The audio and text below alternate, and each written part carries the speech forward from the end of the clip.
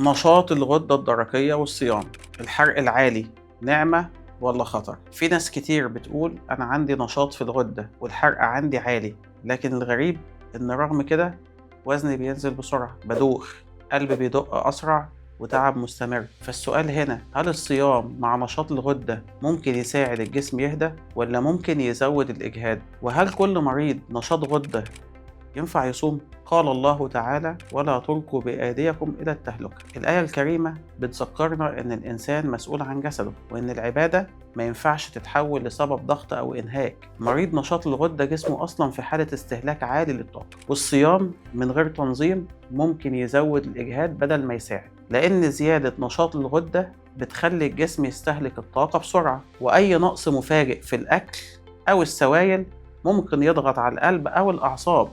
فالصيام هنا محتاج وعي وتنظيم، مش شدة أو تحدي، لأن الحفاظ على النفس جزء من الفهم الصحيح للعبادة. طيب، يعني إيه نشاط في الغدة؟ نشاط الغدة الدرقية معناه إن الجسم شغال على سرعة أعلى من الطبيعي طول الوقت، كأن الموتور داير على بنزين زيادة، الحرق يزيد، ضربات القلب تعلى، الجسم يستهلك طاقة بسرعة حتى وهو مرتاح. فقدان الوزن بيحصل رغم إن الأكل ممكن يكون كويس.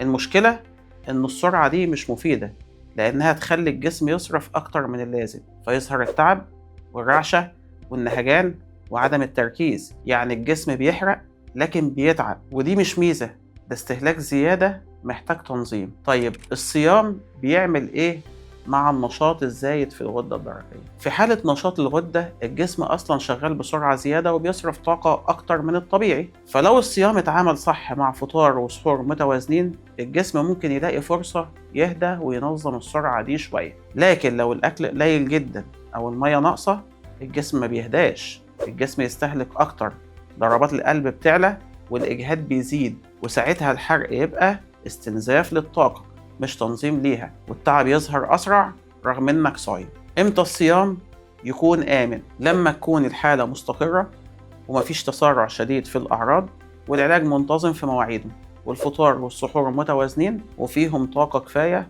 وبروتين، ومع شرب سوائل كفاية ما بين المغرب والفجر عشان تعوض الفائد ويمنع الإجهاد. ساعتها الصيام غالبا يكون آمن والجسم يقدر يتأقلم من غير ما يدخل في استنزاف أو تعب. إمتى الصيام يبقى خطر؟ لما يكون في فقدان وزن شديد وسريع، أو تسارع ملحوظ في ضربات القلب، أو رعشة مستمرة في اليدين، أو إرهاق شديد حتى مع الراحة. ساعتها الصيام ممكن يزود الإجهاد على الجسم بدل ما يساعده، ويحتاج تقييم طبي قبل الاستمرار في الصيام عشان تتجنب أي مضاعفات. الخلاصة، مريض نشاط الغدة محتاج يهدي جسمه مش يضغط عليه. الصيام الصح ممكن يساعد، والعشوائية ممكن تضر. استنوني في حلقة جديدة من برنامج صيامك صح، ودلوقتي أسيبكم مع النظام الغذائي لليوم 21. سلام عليكم.